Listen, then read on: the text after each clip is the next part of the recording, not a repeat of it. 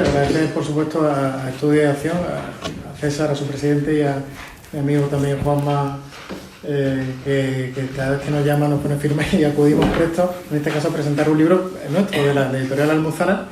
Dar las gracias también al Círculo, que siempre nos trata con cariño enorme y nos deja estos sitios, estos espacios maravillosos que son tan difíciles de tener en otros sitios.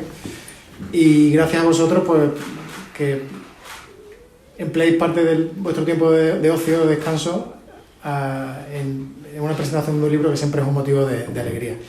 Yo voy a contar un poco, voy a poner en suerte a Gonzalo, este señor que hay aquí, que es el autor del libro, no es ningún druida, aunque lo pueda parecer su aspecto así a priori. Es sabio, es muy sabio, y vais a aprender muchas cosas con él, y desde luego os invito a que vamos a hacer una presentación un poquito corta, yo creo, para que podáis intervenir vosotros y hacer preguntas, porque os van a servir muchas de ellas. El mundo celta es muy desconocido. Le quiero también las gracias a la editora del libro, Ana Cabello, que no está hoy aquí con nosotros, que ha sido la editora de mesa, la editora que ha cuidado la edición que ha quedado muy bonita, y a su padre, que está por aquí, gran amigo mío, Alejandro.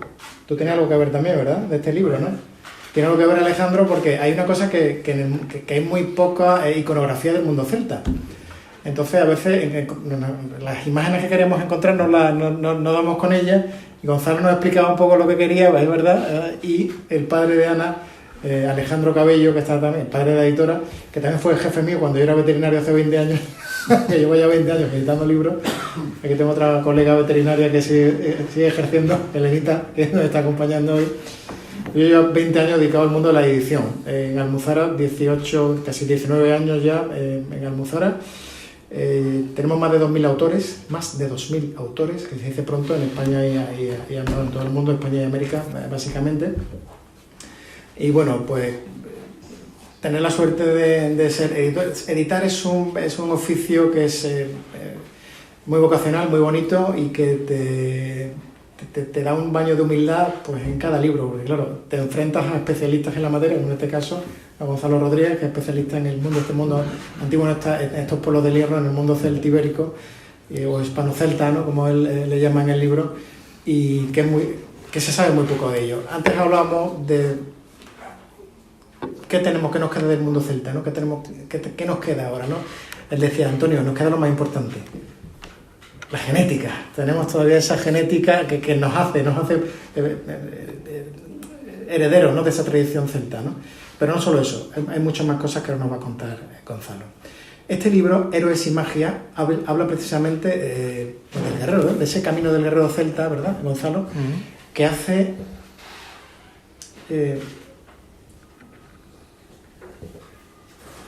es difícil de explicar, porque ¿cómo era el guerrero celta, ¿no? ¿Cómo quería morir el guerrero celta? No quería morir en un asilo, desde luego, ¿no? Quería morir con la espada, ¿verdad? Lleno de honor. Cualquier cosa menos una muerte burguesa. Efectivamente, cualquier cosa menos una muerte burguesa.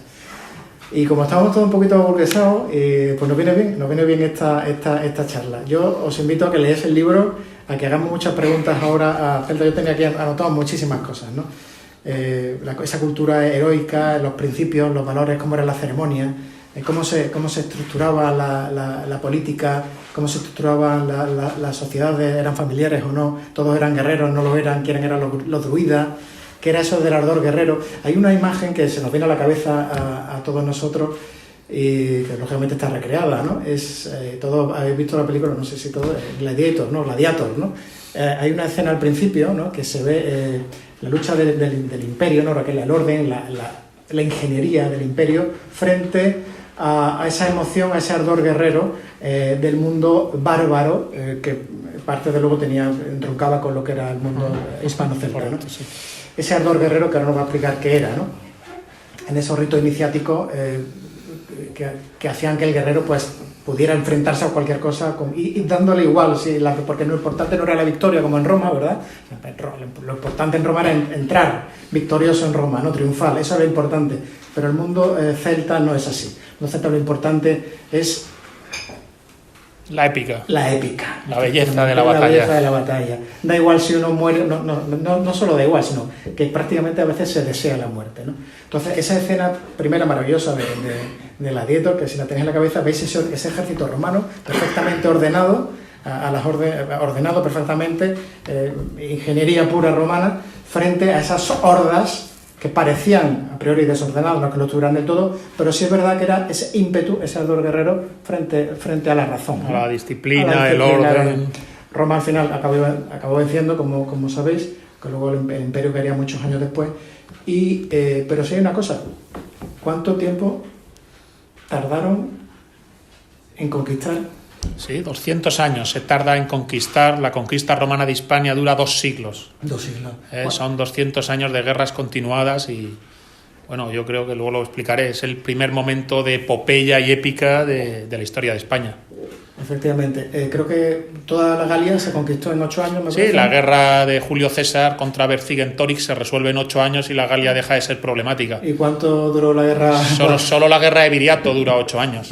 Solo Viriato, 8 años, en la Galia. Claro. Bueno, pues os dejo en suerte ya. Vamos a escuchar a Gonzalo, que tiene muchas cosas que contarnos. Y ya os digo, ahora podéis hacer las preguntas que queréis, que deseáis, que van a surgir muchas durante la exposición. ¿Quiénes fueron los celtas? ¿Qué nos queda a nosotros de celtas? ¿Qué es eso del camino del guerrero? ¿Qué tiene que ver con el camino del guerrero, del poeta y del héroe clásico? Muchas gracias a todos y vamos a disfrutar de él.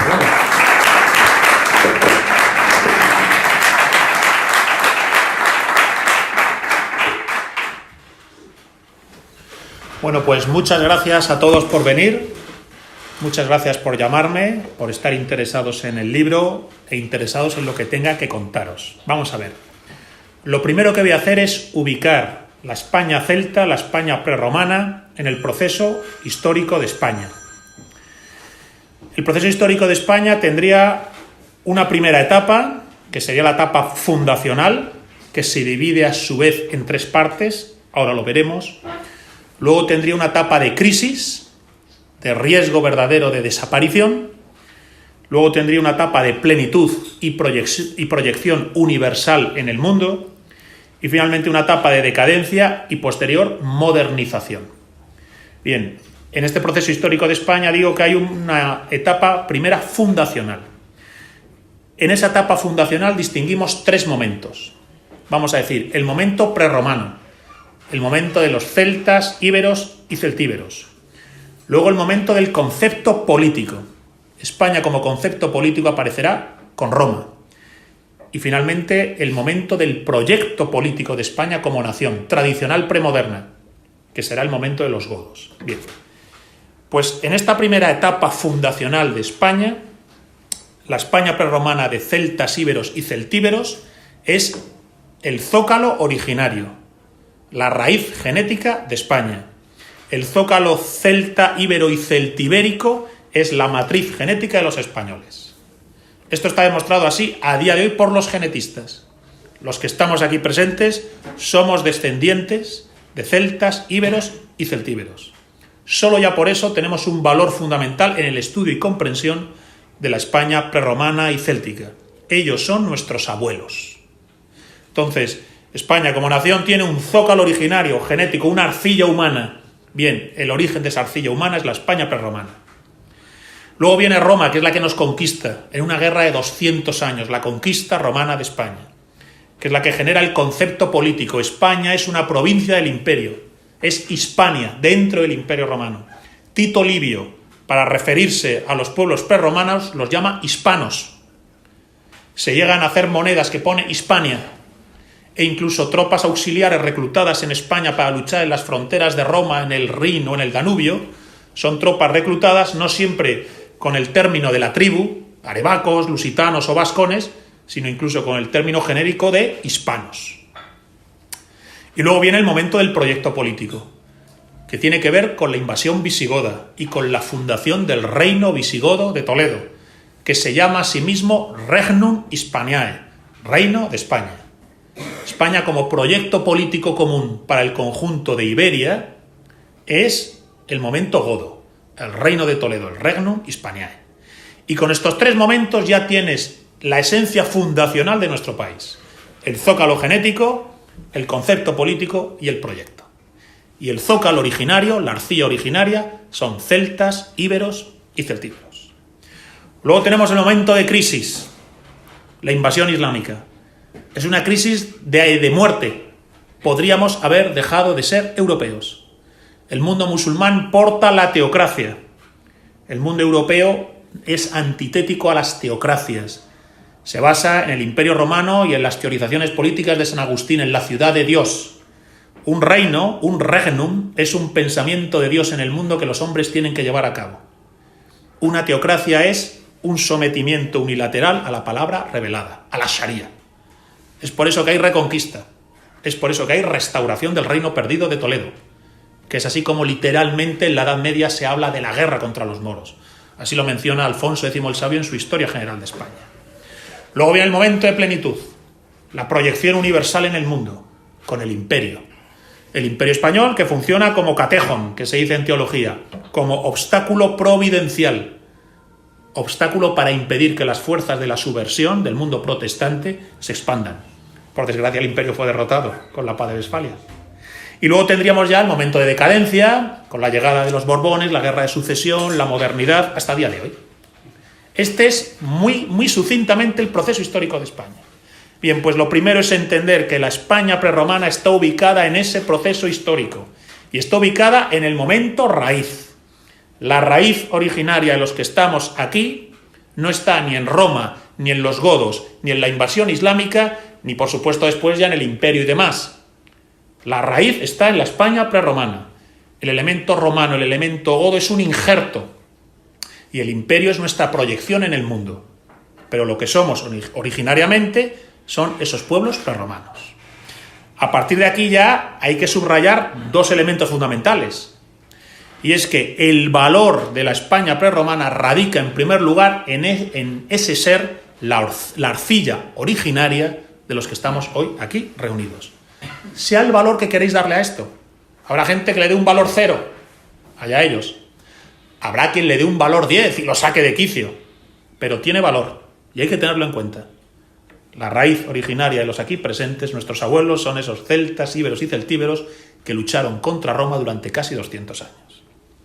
Y este es el segundo elemento fundamental. 200 años de guerra, destacándose la guerra de Viriato, la guerra de Numancia y las guerras cántabras. Pero ojo, destacándose la segunda guerra púnica.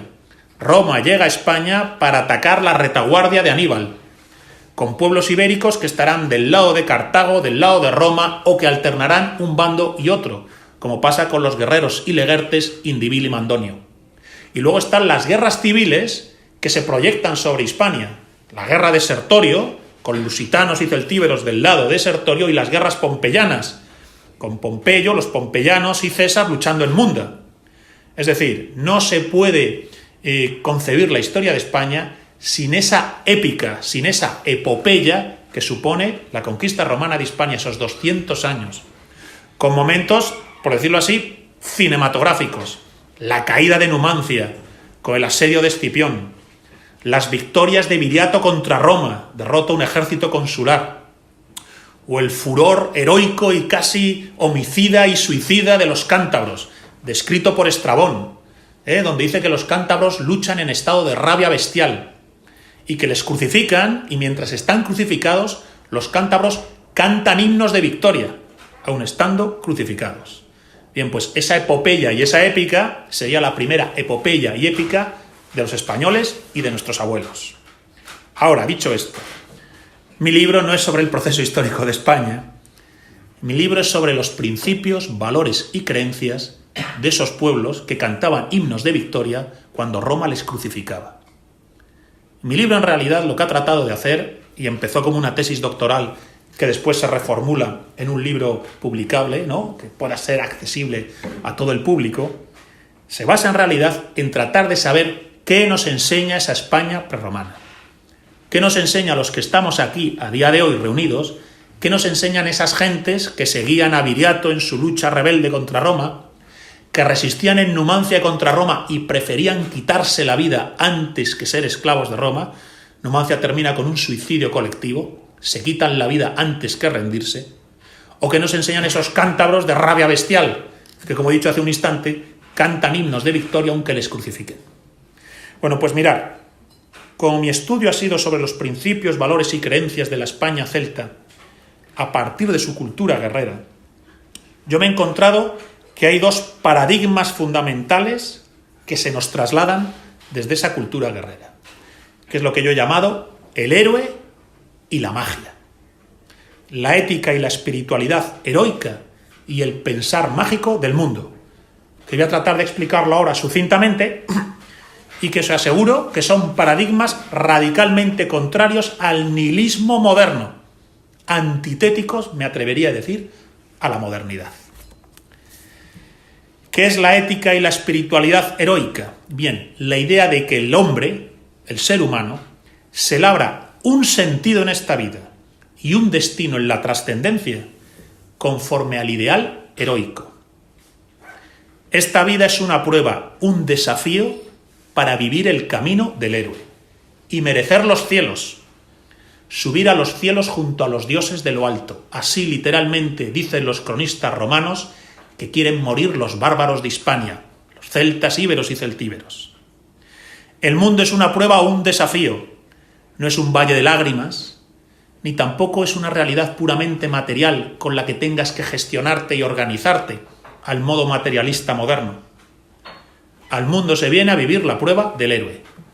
Y en la prueba del héroe estás activo y presente. Tú mismo te labras tu destino. La vida no es algo que te pasa. La vida es algo que haces tú con tus fuerzas sobre el mundo, afrontando en primer lugar tus miedos. El héroe se vence a sí mismo, vence sus miserias, sus debilidades y sus miedos. Y por eso está dispuesto a morir espada en mano y subir a los cielos, como he dicho hace un instante, junto a los dioses de lo alto. Y si este es el principio de la ética heroica, entendemos que la ética heroica no es ni la de la vida burguesa del mundo moderno. El mundo moderno te invita básicamente a la consecución de un ideal de vida burgués, pero tampoco es la vida del santo, no es la espiritualidad pasiva y resignada de los santos cristianos. Entre el santo cristiano y el burgués moderno, el mundo pagano precristiano de los bárbaros celtas, que yo estudio en mi tesis y en este libro, afirma el ideal del héroe, siendo este ideal del héroe el paradigma ético y espiritual vertebrador de los principios, valores y creencias de la España céltica y de su cultura guerrera. Y por otro lado he dicho la magia, el pensar mágico del mundo. Esto quizás sea más difícil de explicar o de hacerme entender, pero tiene que ver con que contemplan la naturaleza y el universo no como un mecano, no como un mecanismo en el que engarzan las piezas y despliegan un ecosistema, una biocenosis, donde entran en conflicto distintas fuerzas, ¿no?, como explica la biología. Ni por supuesto el mundo tampoco es una creación gratuita de un Dios supremo que crea el mundo y ahí lo deja al libre albur del pecado y las fuerzas heridas y débiles del hombre. No. El universo entero, la naturaleza entera, es alguien. Es un mundo encantado. Todo está lleno de dioses, dice Demócrito. Bien, esa idea de la cultura clásica griega tiene que ver con ese pensar mágico del mundo. Todo está lleno de dioses, todo tiene sentido. Hay una especie, aquí es una terminología del neoplatonismo, aproximada, de simploqué. Todo es una red de todo unido, en una armonía universal, que Platón llama el anima mundi, el alma del mundo. Los pueblos célticos contemplan el universo y la naturaleza como un universo encantado, precisamente porque es ese mundo encantado donde el héroe va a vivir su prueba. Y por eso para ellos todo está dotado de sentido. Los árboles, los bosques, el trueno, la tormenta, las aguas, las cuevas, las cumbres, todo está lleno de dioses y puedes interactuar con ellos desde un principio de autoritas, mediante el rito, mediante el ceremonial tratas de tú a tú con las fuerzas sutiles e invisibles del universo. En este sentido, ese pensar mágico del mundo, unido a la ética y espiritualidad heroica, configuran dos paradigmas que obviamente son radicalmente antimodernos. La modernidad no contempla en ningún caso estos dos paradigmas. Pero es que tampoco el mero cristianismo güelfo, pasivo, clerical, sacerdotal, el mero cristianismo más decadente lo contempla tampoco así. Es decir, este universo encantado de héroes que mueren en combate y suben a los cielos, bueno, pues no es la leyenda dorada de Jacobo de la Vorágine, con sus santos cristianos. Es un mundo, por decirlo así, de sagas, de cantar de gesta. Y este mundo de cantar de gesta ha hecho del héroe y la magia sus paradigmas fundamentales. Y esto es lo que subyace y vertebra lo más esencial de mi trabajo, de mi estudio. Lo que va vertebrando toda mi investigación en torno a los principios, valores y creencias de la Hispania céltica es al final esa idea de fondo, el paradigma del ideal heroico y el pensar mágico del mundo. Todo está dotado de sentido, todo está lleno de dioses, el mundo es prueba y potencia, posibilidad para el héroe. Yo estas ideas me las aplico a mí mismo. ¿Qué quiero decir con esto?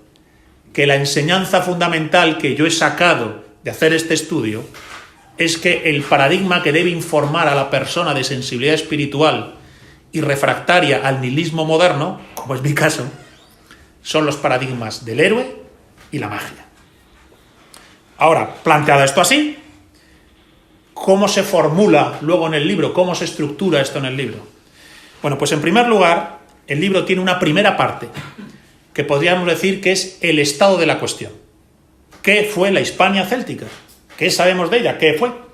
Y entonces explico la Hispania céltica en sus orígenes etnológicos, en su etnogénesis, y entonces entendemos que el mundo céltico no es sino una rama del mundo indoeuropeo, que en Hispania además se despliega conforme a un sustrato protocelta que se celtiza, se manifiesta plenamente céltico en algunos pueblos concretos, como los celtíberos de Numancia, pero que en otras zonas, como el noroeste, en Galicia, Asturias y Cantabria, se mantienen estructuras más arcaicas, de ahí el concepto de indoeuropeo protocelta.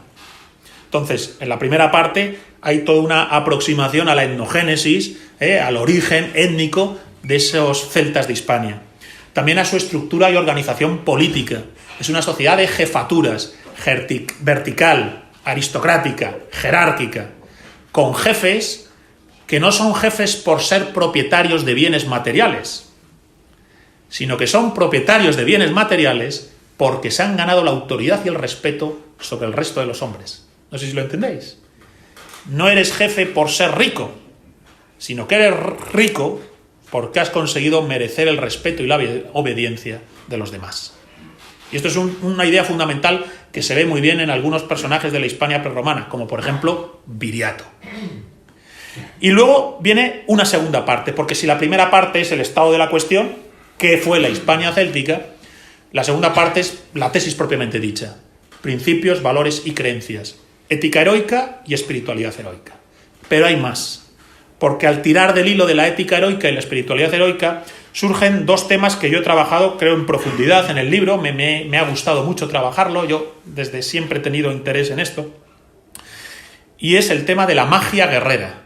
Lo que podríamos llamar la licantropía guerrera. Los rituales de magia mediante los cuales el guerrero adquiere el poder del furor, de la ferocitas. Porque tú llegas, te interrumpo, tú llegas precisamente al mundo celta por la licantropía. No esa licantropía, digamos, gótico, no, bueno, romántica, es verdad. También, pero sí. Estás al tanto de ese detalle, vaya, sí. Sí. Es mi interés en el hombre lobo y en el origen de los mitos de la licantropía, entre otras cosas, los que me llevan a estudiar la Hispania céltica y las culturas de la Edad del Bronce y la Edad del Hierro, para encontrar que la licantropía tiene que ver con un ritual de magia guerrero. Un ritual de magia guerrera mediante los cuales el guerrero pretende despertar en sí como las raíces más profundas y salvajes que lleva dentro de sí. Esto es algo antiquísimo. Tenéis que pensar que la representación escultórica más antigua del mundo es el famoso hombre león de Ulm, que es del Paleolítico. Es un hombre que se ha convertido en león.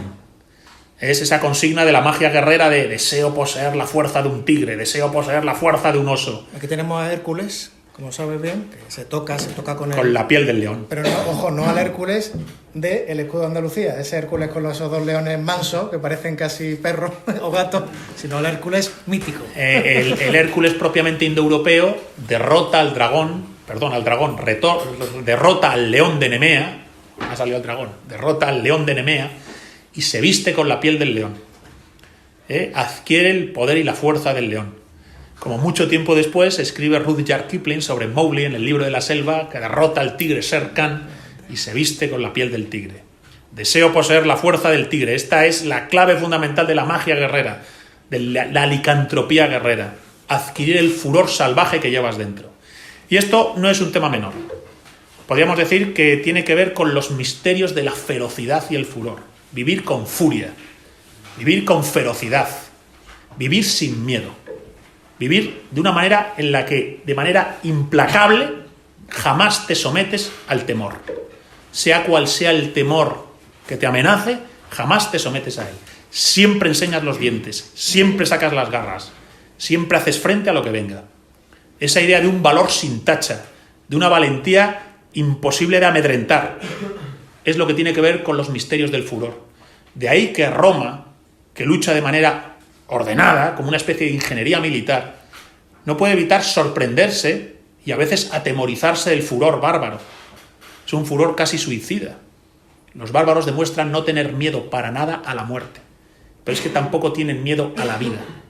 Entonces, la furia, la ferocidad, como una virtud para afrontar el camino del héroe, estaría reivindicada y trabajada a nivel ritual, ceremonial, y yo me atrevería a decir de sugestión psicológica, mediante la magia de la licantropía, que la estudio en mi libro y que tiene que ver incluso con dioses guerreros, como el dios lobo baélico, el gran dios lobo. El oso y el lobo serían los grandes depredadores de esa Europa. He hablado antes, deseo poseer la fuerza de un tigre. Esta es una consigna mágica que viene ya de la India, pero no hay tigres, ¿no?, en Europa. Pero es la misma idea, ¿no? Ellos lo que hacen es aspirar al oso y al lobo, que sería la fuerza del oso, la furia del lobo. Bien, pues es un ritual que tiene un trasfondo en el cual daría la impresión de que se sugestionan a sí mismos el despertar de ese valor sin tacha, de ese vivir feroces, sin miedo. Eso también es una aplicación y una enseñanza para los tiempos que corren, ¿verdad? Y luego está el culto imperial. ¿Qué pasa con el Imperio Romano cuando conquista a estos bárbaros y los integra en su seno? Bien, pues hay un capítulo entero sobre ello. Porque ellos practican el culto a los jefes. No es una sociedad democrática como la entendemos a día de hoy. Son capaces de elegir a mano alzada a sus jefes, a sus guerreros, a sus líderes. Pero una vez que se le jura lealtad al jefe es para siempre. De hecho, hay una institución, que la recoge Roma, que la llama la devotio, algo así como la devoción. Juran lealtad hasta la muerte a su jefe. Y si su jefe muere antes que ellos, se quitan la vida. En el final de Numancia, Retógenes, el último jefe de Numancia, antes que entregarse a Roma como esclavo, decide que sus hombres luchen entre sí a muerte, aunque son amigos y compañeros, pero quieren morir espada en mano. Y luchan entre sí a muerte, y si matas a tu amigo o compañero, entonces, según lo que Retógenes, su jefe, les ha indicado, se clavan la espada en el pecho y se arrojan al fuego. Y cuando todos ya están en el fuego arrojados, el propio Retógenes se levanta, se clava la espada a sí mismo y se tira al fuego. Vivir con ferocidad, ¿verdad? Cualquier cosa antes que el miedo o la esclavitud. Bien, pues esta gente al final se asimila al Imperio Romano a través del culto al emperador. El Imperio Romano también es una teorización política de carácter sacro. El emperador es el gran paladín de los dioses en la tierra. Es imperator y pontifex. Es rey supremo y sumo sacerdote, como ocurre en las jefaturas célticas, donde el jefe es señor del rito que armoniza a los hombres con los dioses. En este sentido, hay una especie de analogía de fondo entre la sociedad de jefaturas del mundo prerromano celta y Roma, cuando Roma genera una monarquía sagrada como la del emperador. Para mí esto es un tema importante, lo trabajo en un capítulo concreto del libro, para ver hasta qué punto el culto imperial romano sería la forma suprema de construir política conforme al principio indoeuropeo que tenemos en los celtas de sociedad de jefaturas, de autoritas sagrada. Es por eso que las tropas, los guerreros de la España céltica, se integran como tropas auxiliares y finalmente como legiones, legionarios, en el Imperio Romano. Es decir, esa cultura bárbara no desaparece, sino que se integra en un nuevo modelo, que es el del culto al emperador. Jurar lealtad al emperador es como jurar lealtad al jefe, que antes tenías a lo mejor en Cantabria, en Asturias, o con los lusitanos, o con los celtíberos de Numancia. En este sentido, esos dos puntos que estoy señalando ahora, que aparecen en capítulos del libro, el de la licantropía guerrera y el del culto al emperador, o lo que yo llamo la metafísica del imperio o la ideología del imperio, también son muy importantes. A partir de aquí, claro, mi trabajo es profuso, recogiendo la ética heroica, la espiritualidad heroica, las fuentes clásicas, la magia guerrera, el culto al emperador, las tropas auxiliares de hispanos luchando con Roma en las fronteras del muro de Adriano en Escocia o del Rin y el Danubio. Entonces, haces un repaso en profundidad de todo esto y no puedes evitar plantearte, bueno, ¿y todo esto para qué? Es decir, no puede ser un mero conocimiento erudito que satisface intelectualmente la curiosidad. Bien, entonces yo digo, ¿qué es lo que más te puede enseñar esta España céltica del héroe y la magia? Bueno, pues dos ideas que, de nuevo, igual que he dicho antes, el héroe y la magia no son ideas modernas, son antitéticas a la modernidad. También yo digo, ¿qué se saca de aquí? ¿Qué enseñanza me da para mi vida? Bueno, pues de nuevo son dos ideas que son un tanto refractarias a la modernidad. Porque lo primero que se traslada a través del paradigma del héroe es que la vida es misión y tarea. No estás aquí al azar, fruto de la casualidad, ni tampoco has venido aquí a llorar y lamentarte. Estás afectado y capado frente a la trascendencia. No, frente a la trascendencia no estás capado. Tienes una misión y una tarea que te atañe y que solo tú puedes llevar a cabo. Y de ella depende que merezcas los cielos. Y por supuesto, un horizonte puramente materialista y burgués no te resuelve el misterio de la vida. El misterio de la vida se resuelve cuando asumes que tienes tarea y misión y que eso es lo más importante de tu vida. Todo lo demás viene después. Primera enseñanza. El argumento de la vida es la misión y la tarea a la cual te consagras y que te ha sido encomendada, que es tu camino del héroe. Y después de ese pensar mágico del mundo, bueno, pues esa idea de que vives en un mundo encantado, lleno de posibilidades. Todo está lleno de dioses, dice Demócrito. Bien, todo está lleno de sentidos. Las personas que conoces, los libros que se cruzan en tu camino, las ciudades que conoces, que entran en tu vida. Todo está dotado de sentido. Todo está abierto a hacer parte del camino del guerrero. Y esto también, para mí, es una enseñanza fundamental que se me ha inoculado a través del estudio de la Hispania céltica. Y entonces, como tampoco quiero alargarme más, porque fijaos que yo ahora mismo ya, hablando del proceso histórico de España, he llegado hasta decir que el camino del guerrero, ¿no?, se destila a través de la Hispania céltica. Fijaos, me ha dado tiempo sintéticamente de hablar de todo ello en estos minutos. Quiero concluir mi presentación leyendo un fragmento del libro. Un fragmento que es precisamente con el que termino la parte expositiva teórica, porque una vez termino lo que sería la segunda parte, lo que es principios, valores y creencias, tengo una tercera parte donde sintetizo todo lo que he dicho, incluyo un glosario. Es importante el glosario para el libro, es como un diccionario de los términos que utilizo cuando uso la palabra furor berserk, cuando uso el concepto de la devotio. Bien, pues todo eso viene explicado en el glosario. Invito a quien lea el libro que tenga muy presente el glosario. Luego vienen los anexos, donde cuento casi como un cronograma la conquista romana de Hispania, la guerra de Viriato, la guerra de Numancia. Bien, pero cuando termino la parte expositiva fundamental, hago una especie de reflexión. Antes del glosario, antes de los anexos, hago una especie de reflexión.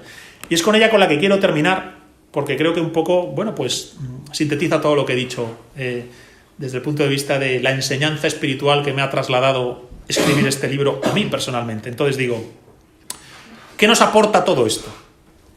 Este ensayo supone un largo viaje a través del mundo hispano-céltico en pos del alma, cultura, creencias y valores de unos pueblos lejanos hace ya siglos desaparecidos que, si bien podemos decir que están en nuestros propios orígenes, esa arcilla, esa raíz genética de los españoles, también pudiera parecer que poco pueden tener que ver con nuestras vidas modernas del siglo XXI. Sin embargo, es quizás en ese nivel ancestral, tan lejano a nuestra época, donde precisamente, más allá de unas conclusiones concretas, podemos encontrar su riqueza. Y apelando a la consigna sapiencial de que el hombre de más larga memoria es el de mayor futuro, virar al estudio del pasado no con vocación de meramente satisfacer nuestro conocimiento, sino de encontrar el hilo invisible que mantiene unido el paso de los siglos, siendo desde esa continuidad que parecerá posible hallar algo perenne, capaz de en todo momento informarnos de aquello que dota de verdadero significado a la existencia humana. Visto así, el estudio del pasado no será cosa baladí, y en él también se podrá dilucidar el sentido y dirección de nuestro tiempo. Es aquí donde nosotros encontramos el fundamento de un estudio como el que hemos llevado a cabo, en el que humildemente hemos mirado al pasado remoto y ese algo perenne y eterno, como a través de un sutil juego de espejos, nos ha parecido que ha llegado reflejado hasta nosotros. Si con este estudio hemos conseguido recoger parte de ese reflejo, nos damos entonces por plenamente satisfechos. Bien, pues si algo de ese reflejo de lo perenne, de lo eterno, de lo valioso del héroe y la magia, del furor guerrero y del imperio sacro, os acabo de trasladar con mis palabras en esta ponencia, yo también me doy por plenamente satisfecho. Muchas gracias a todos.